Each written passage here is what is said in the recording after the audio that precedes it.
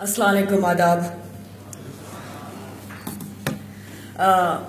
बात शुरू करने से पहले मेरे आसपास एक लकीर खींच दी गई थी कि मैं पॉलिटिकल बातें ना करूं। अब आप ही बताइए कि मैंने गुजरात फाइल्स का उर्दू एडिशन रिलीज़ किया है और मुझसे कहा गया है कि मैं पॉलिटिकल ना हूं, तो ये नाइंसाफ़ी होगी।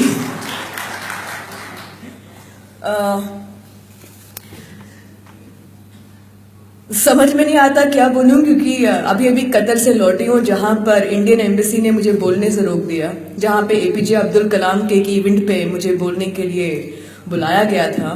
और बहुत ज़्यादा उम्र नहीं है मेरी, तो पता नहीं मोदी गवर्नमेंट को मुझ में क्या पावर नज़र आया कि मैं लास्ट मिनट में उन्होंने मेरा इवेंट खराब कर दिया।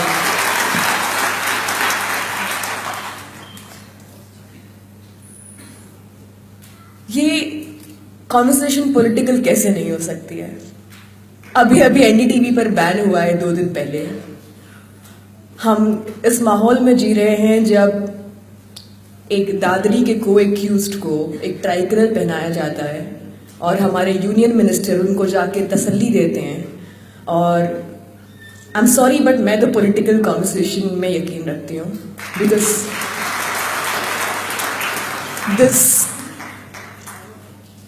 क्योंकि अगर मैं अब नहीं बोलूँगी तो मुझे नहीं पता कि मैं कब बोलूँगी, क्योंकि नवाज देवबंदी का एक बहुत मशहूर शेर है कि जलते घर को देखने वालों फूस का छप्पर आपका है, आग के पीछे तेज हवा है, आगे मुकद्दर आपका है।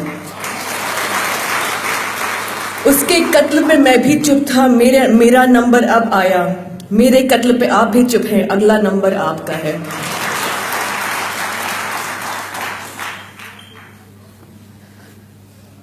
ये किताब जिसका भी इजरा हुआ है उर्दू में, और मैं चाहूँगी कि आप लोग इस सब को पढ़ें, बिकॉज ये किताब जो है एक सेल्फ पब्लिश किताब है और हिंदुस्तान की मुझे लगता है हिस्ट्री में ये पहली बार ऐसा हुआ होगा कि कोई सेल्फ पब्लिश्ड किताब छपी है और जिसकी 30,000 कॉपीज अब तक निकल चुकी हैं। तो लोग मुझसे कहते हैं कि मोदी गवर्नमेंट तो आप पर बड़े उनकी रहनुमाई रही है आप पर, कि उन्होंने आपको अपोज नहीं किया किसी। मैंने कहा अपोज करने की ज़रूरत नहीं है, हमारे न्यूज़ चैनल्स इतने अच्छे हैं कि इन्होंने इस किताब का जिक्र तक नहीं किया कि तो मोदी गवर्नमेंट इस किताब को अपोज करके मीडिया को फॉर्डर तो देगी नहीं। और ये किताब नहीं है, ये एक सेल्फिश अटेम्प्ट है अपने ज़मीर को जवाबदेही का और अपने ज़मीर को जवाब देने का, क्योंकि 2010 में मैंने ये इन्वेस्टिगेशन किया था जब अमित शाह को मैंने जेल भेज दिया था उसके फौरन बाद।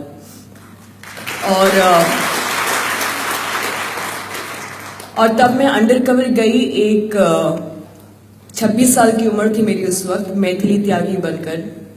मुझे लगता है मैं कंस्ट्रक्टिव जर्नलिज्म के कंस्ट्रक्ट में ही बोल रही हूँ।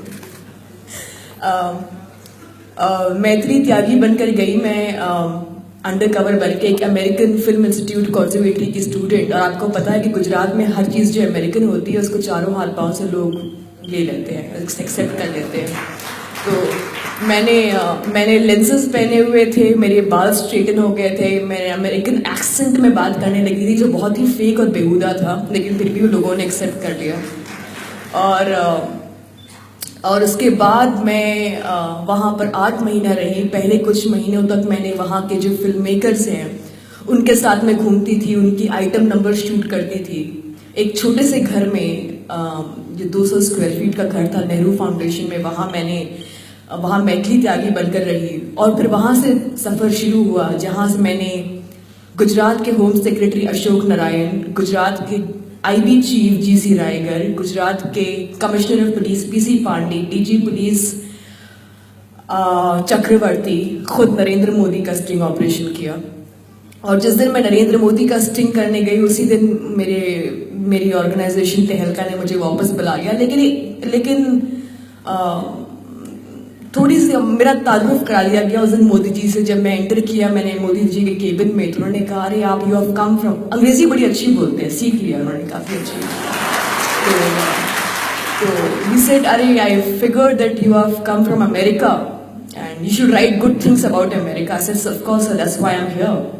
एंड फिर उन्होंने गुजरात की कुछ अच्छी अच्छी बातें मैंने उनसे कही। तो मेरे साथ एक फ्रेंच कलीग थे जो मेरे फ्रेंच फिल्म मेकर दोस्त की हैसियत से थे। तो उन्होंने मोदी जी से कहा, sir I am very proud to see that even autos have your photograph. अब मोदी जी और उत्साहित हो गए। फिर उन्होंने मुझे एक बराक ओबामा की किताब दिखाई और मुझसे कहा कि this is what I want to be. और आज देखिए,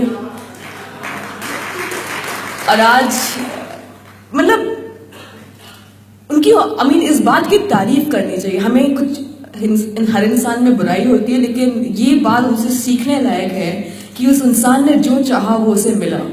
आज वो गए हैं, नरेंद्र मोदी से हाथ मिलाते हैं और उनका ख्वाब पूरा हो गया। और उनके ख्वाब पूरा करने में हमारा और आपका बहुत बड़ा हाथ है, क्योंकि 31% ने उनको वोट दिया है और 31% में हमारा आप शामिल हैं। तो अंदर झांकने की जरूरत हमें भी है।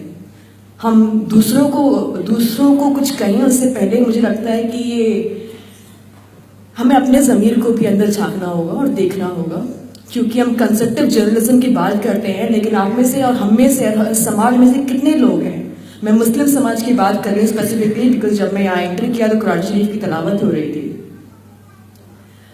हमारे कम्युनिटी में लोग गोश्त पर और बिरयानी पर पैसा ज़्यादा खर्च करते हैं, लेकिन अगर 2 रुपये का अखबार खरीदना हो तो बगले खा।